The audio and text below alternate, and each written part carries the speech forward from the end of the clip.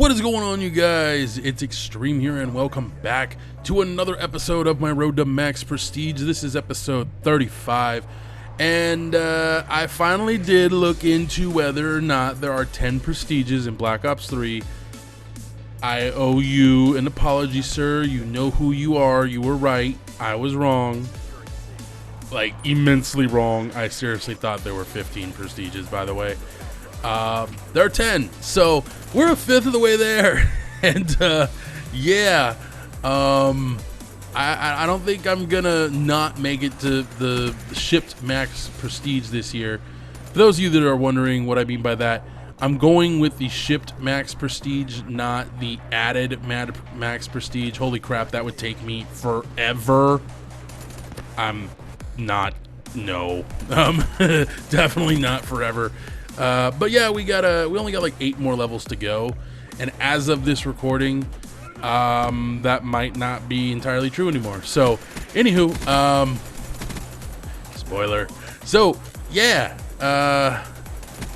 this time of year is a little special for me, as a lot of you guys may know. As a former wrestler, I have been and always will be a fan of professional wrestling. It's entertainment. I enjoy it. A lot of people don't.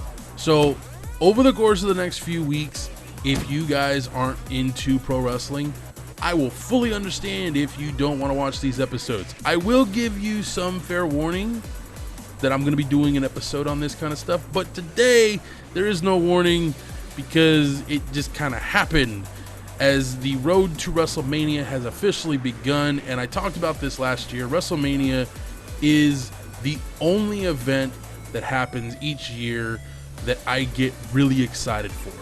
You know, no matter what, the show is always going to deliver in some way, shape, or form.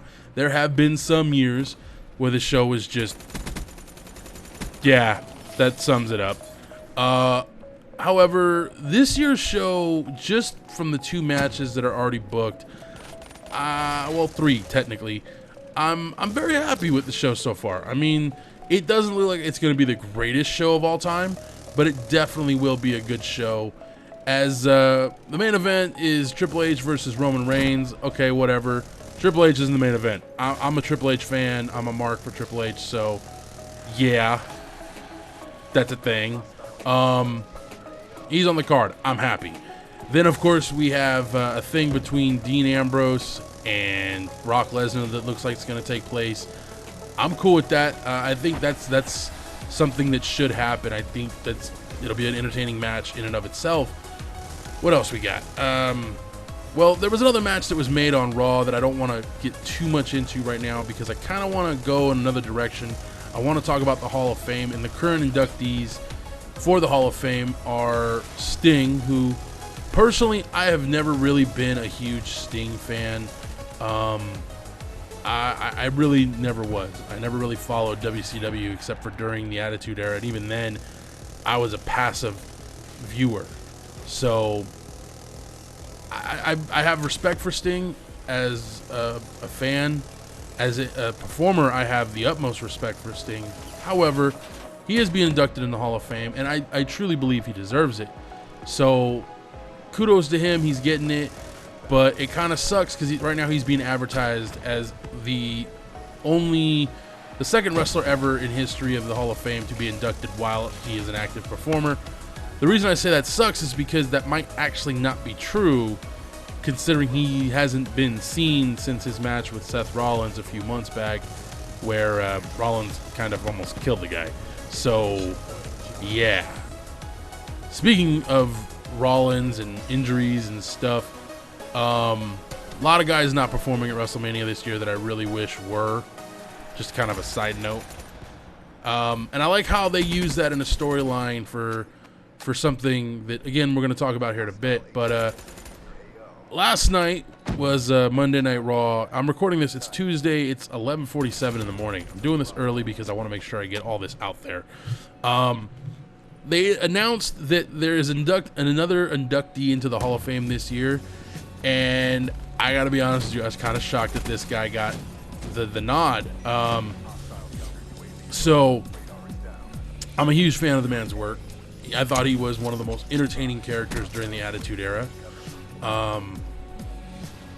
it just, I don't have words, dude. Like, I was so shocked when I heard this guy was going in.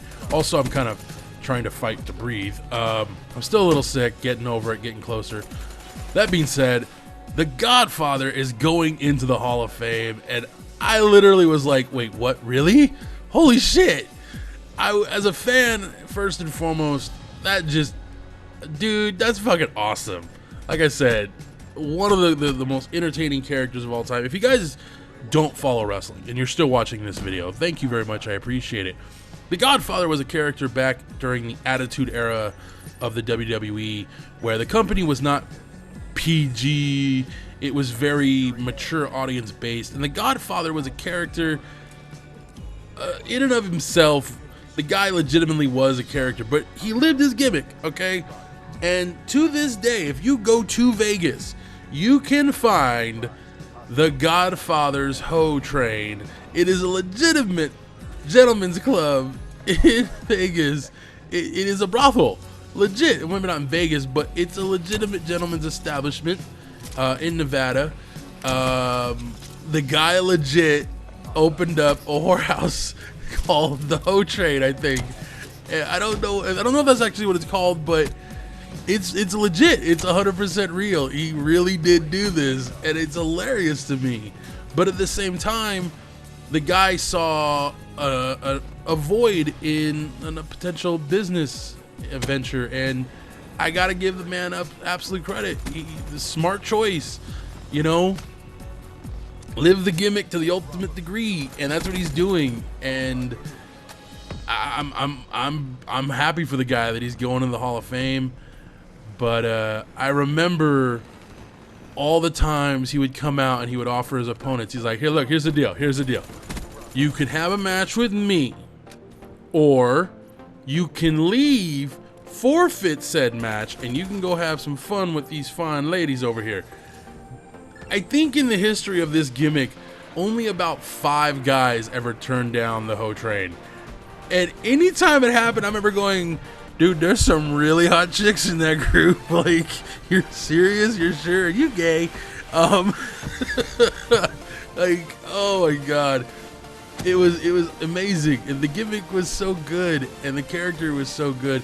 And he was so good at what he did. The actual performer was so good at what he did that when they turned him into a bad guy and he was the good father for Right to Censor, which that in itself, that gimmick was just interesting. If you guys don't know what gimmick is referring to, it's the character in which the performer is portrayed on camera, in the ring, whatever. That's the gimmick, okay? And the Godfather was a gimmick, but he is... I've met the guy a couple times. He's a really good dude. He's really cool. Very much is that character, though. He is the Godfather. And it's cool that he's going to the Hall, and I'm happy for him. As a fan and as a performer, he deserves it. I don't know the guy personally, so I can't quote, make a statement on that aspect. But as a fan, as nothing more in this situation, dude, he deserves it. So yeah, it's cool he's going in. However, and this is the thing I've been kind of stalling on this whole time.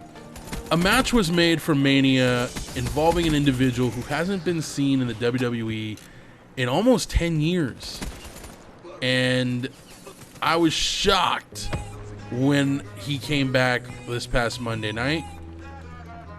But I was even more shocked by the match that was made that this individual will be participating in at WrestleMania. Now, for those of you that, again, don't watch wrestling, don't watch Monday Night Raw, this past Monday night on Raw, Shane McMahon, the legitimate son of Vince McMahon, mind you, returned to the WWE after being gone for the last few years. He's been legitimately off doing his thing, doing his own ventures. Like, he wanted to get away from the WWE. He kind of wanted to go off and do his own thing. I don't know if he's back with the company or if this is just a one-time deal to kind of help with Mania, because, yeah, they got a lot of guys sidelined right now.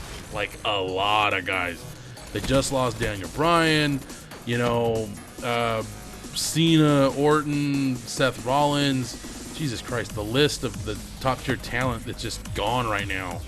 So, yeah, I don't know if that's what this is about, or if this is legit, like, Shane is back, and if he is, cool beans. I'm glad. I miss the guy. I miss the character. But Shane McMahon returned to the WWE this past Monday night, and that alone was awesome enough, you know.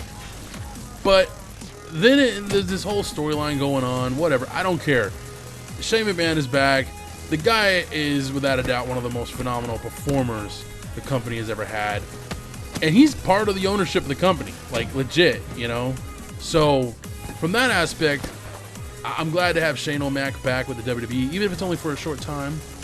But again, he's thrown into a match, not against the type of people you would think he'd be in there with. You think, given the circumstances of the storyline they're doing, in which basically he wants control of Raw, and in order to get control of Raw, he's got to have this match. And normally you put him against an opponent that, while you don't think he can win, there's still a chance. There's still a slim chance he can win. They put him against the fucking Undertaker inside of a Hell in a Cell. My jaw dropped when I heard that, and I'm all, well, Shane's losing.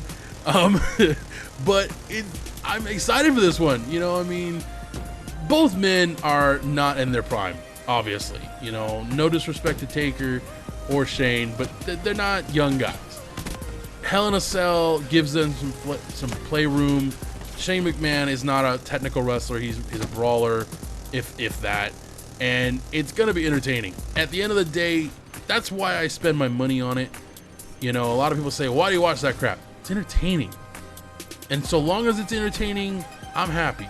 And WrestleMania every year has done that. Maybe not the entire show, but more or less, the show has always been entertaining in one way or another. And this year, just that match alone, Shane McMahon versus The Undertaker, dude, I can't fucking wait. I just pray they don't put it on first and kill the whole purpose of the show for me. I hope that's one of those matches they wait till the end for. Anyways, thank you guys for joining me. I hope you guys enjoyed this one. I will be back soon with another one, and we will do story time in the next episode, so stay tuned for that. I got something in mind. Hopefully you guys will enjoy it. Until next time, adios.